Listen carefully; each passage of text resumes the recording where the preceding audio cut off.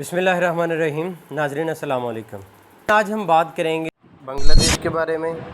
बांग्लादेश के एहतजाज, स्टूडेंट्स के मुख्तलिफ ग्रुप्स के प्रोटेस्ट, फिर उसमें अवाम का शामिल हो जाना, पॉलिटिकल पार्टीज़ का शामिल हो जाना, शेख हसीना वाजिद की हुकूमत का तख्ता उलट देना, दीगर सारे मौज़ूआत। नाज़रीन, इस नहज पे हालात किस तरह से पहुँचे? बांग्लादेश के स्टूडेंट्स जो एहतजाज कर रहे थे उस कोटा सिस्टम के ख़िलाफ़, जो कि 1972 में बांग्लादेश बनने के बाद वहाँ पे नाफिज किया गया। हुआ कुछ इस तरह से कि चूँकि बांग्लादेश बनने के बाद बांग्लादेश अवामी लीग की हुकूमत बनी, शेख मुजीबुर रहमान सरबराह थे।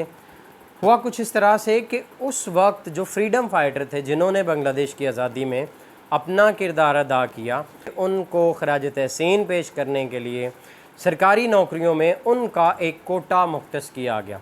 30% कोटा उनका मुख्तस किया गया कि ये कोटा सिस्टम जिसमें ख़वातीन के 10%, जिसमें माइनॉरिटीज़ के 5%, जिसमें 1% डिसेबिलिटी के थे, ये कोटा सिस्टम तकरीबन कुछ 56% तक जा पहुंचा। मेरिट पे जो भर्तियां थी वो सिर्फ 44%, 44% कि ये एहतजाज है बुनियादी तौर पर उस करप्शन के ख़िलाफ़ हैं जो कि अवामी लीग की तरफ से की जा रही है।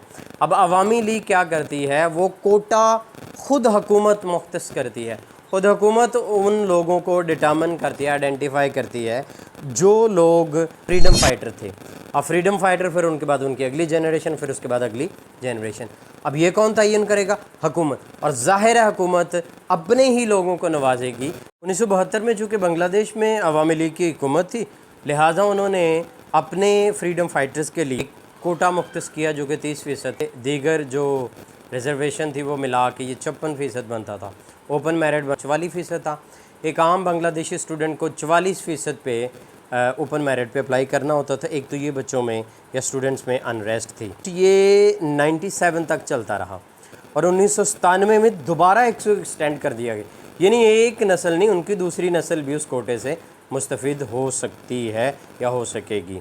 2010 में दोबारा इसको एक्सटेंड करने के बारे में बातें हुई, जबकि 2012-13 में एहतजाज हुआ। एहतजाज के बाद इस कोटे को कुछ अरसे के लिए मौखर भी किया गया, बल्कि BPSC जो कि जैसे PPSC है पाकिस्तान में, पंजाब पब्लिक सर्विस कमीशन, इसी तरह बांग्लादेश पब्लिक सर्विस कमीशन जो है, उसके स्टूडेंट्स को भी इस कोटा के तहत जो था वो इवन के फ़र्स्ट क्लास टाइप एग्ज़ाम में बैठना पड़ता था।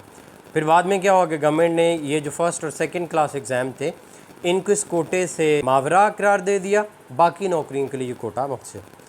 अब सबसे बड़ी अनरेस्ट की वजह ये थी कि भाई ये कोटा, या ये जो लोग फ्रीडम फाइटर थे या उनके बच्चे या उनकी नेक्स्ट जनरेशन, इसका फ़ैसला कौन करेगा? अवामी लीग, शेख हसीना वाजिद और उनकी पार्टी। शेख मुजीबुर रहमान की हुकूमत का ख़ात्मा और उनके कत्ल के पीछे भी उनकी करप्शन। शेख मुजीबुर रहमान ताहयात सदर बनना चाह रहे थे या वन पार्टी सिस्टम जो था वो मुतारफ़ करवाना चाह रहे थे। सिर्फ़ एक पार्टी जो कि इक़्तिदार में रहे और वो ताहयात सदर बनना चाहते थे, और करप्शन के भी बेशुमार अंबार और केसेस थे। अब इसके बारे में, इस कोटा सिस्टम के बारे में 60,000 के करीब एतराज़ात हैं। फिर इससे हुकूमत ने फ़र्स्ट क्लास नौकरी को निकाल दिया। अब हुआ कुछ इस तरह से कि ये कुछ उन फ्रीडम फाइटर के जो जनरेशन थी उसमें से कोई 7 बच्चों ने हाई कोर्ट में पिटीशन दायर की, कोटा सिस्टम जो है उसे बहाल किया जाए। हाई कोर्ट ने 5 जून 2024 को इसको उन्होंने बहाल कर दिया। इसके ख़िलाफ़ एहतजाज शुरू हो गए।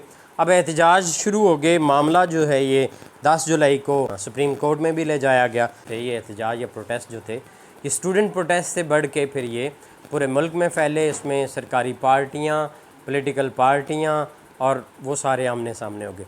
चूँकि ये अवामी लीग का जो स्टूडेंट विंग था वो उसका मुकाबला था पूरे बांग्लादेश के स्टूडेंट विंग्स के साथ। इसी तरह से मुख्तलिफ़ किस्म की गिरफ़्तारियाँ हुई, कर्फ्यू हुए, फ़ौज की तरफ से, लॉ इन्फोर्समेंट एजेंसीज़ जो थे उनकी तरफ से स्टूडेंट्स को ज़ोदोकोब किया गया, मारा गया, जेलों में डाला गया, ये सब कुछ किया गया, इंटरनेट बंद कर दिया गया। ये सारे मामलात किए गए, मगर इसका कोई खातिर खा फ़ायदा ना हुआ। चूँकि वज़ीर क़ानून जो अनीस उल हक़ थे उन्होंने भी यही कहा था कि हम सुप्रीम कोर्ट के फ़ैसले का इंतज़ार कर रहे हैं, स्टूडेंट्स को भी इसका इंतज़ार करना चाहिए। جبکہ جو جنرل سیکرٹری تھے عبدالقدیر عوامی لیگ کے، وہ بھی ان سٹوڈنٹس کے ساتھ سختی کا معاملہ رکھنا چاہتے تھے۔ شیخ حسینہ واجد نے یہ جو سٹوڈنٹس ہیں ان کو انہوں نے رضاکار کا نام دیا تھا۔ اور رضاکار کون تھے؟ 1971 کی جنگ میں ایک ونگ تھا رضاکار باہنی، جو کہ مفتی باہنی چونکہ وہ ہندوستان کے حمایتی تھے، وہ بنگلہ دیش کے لیے لڑ رہے تھے۔ رضاکار جو تھے انہوں نے پاکستانی افواج کی حمایت کی، وہ 50,000 کے قریب لوگ تھے۔ خیر اس کے بعد بنگلہ دیش بننے کے بعد ان پہ کیسز چلے، کوئی 37,000 لوگ جو تھے آئیڈینٹیفائی ہوئے، ان میں سے 26,000 کو معاف کر دیا، کچھ کو سزائیں ہوئیں۔ اب رضاکار سے مراد یہ تھی غدار، دیش دروہ، ٹریٹر انہیں وہ کہا جاتا تھا۔ یہ ہر ملک میں، ہر قوم میں، ہر حکومت میں یہ وتیرہ رہا ہے۔ ہر وہ ذی شعور جو حکومت کے خلاف یا حکومتی پالیسیوں کے خلاف بات کرتا ہے اسے غدار یا ٹریٹر یا دیش دروہی کہا جاتا ہے۔ اب یہ احتجاجات یہ اس حد تک بڑھ گئے کہ اسٹوڈنٹس جو تھے انہوں نے وزیر اعظم ہاؤس کا رخ کر لیا، آرمی کے بالکل آمنے سامنے آ گئے، اور آرمی جو تھی وہ کسی حد تک حسینہ واجد کے ساتھ تھی، لیکن الٹیمیٹلی فوج نے حسینہ واجد کو یہ پیغام دیا کہ چند منٹس ہیں آپ کے پاس، آپ ریزائن کریں اور آپ ایک سیف ایگزٹ لیں اور چلے جائیں۔ اس پہ بھی الگ بحث ہے کہ اسے سیف ایگزٹ دیا گیا یا مجبور کیا گیا یا آرمی نے اس کے ساتھ جو تھی وہ غداری کی۔ گفتگو کا خلاصہ اور نتیجہ یہ ہے، ظلم جب حد سے بڑھتا ہے ختم ہو جاتا ہے۔ زیادتیاں، ظلم، جبر کب تک اور کتنے عرصے تک لوگوں پہ کریں گے؟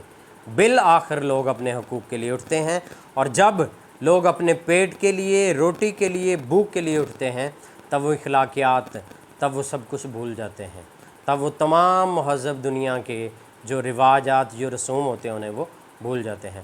اپنا اور اپنے چاہنے والوں کو بہت زیادہ خیال رکھیے گا۔ اللہ تعالیٰ ہم سب کا حامی و ناصر ہو۔ السلام علیکم۔ پاکستان زندہ باد۔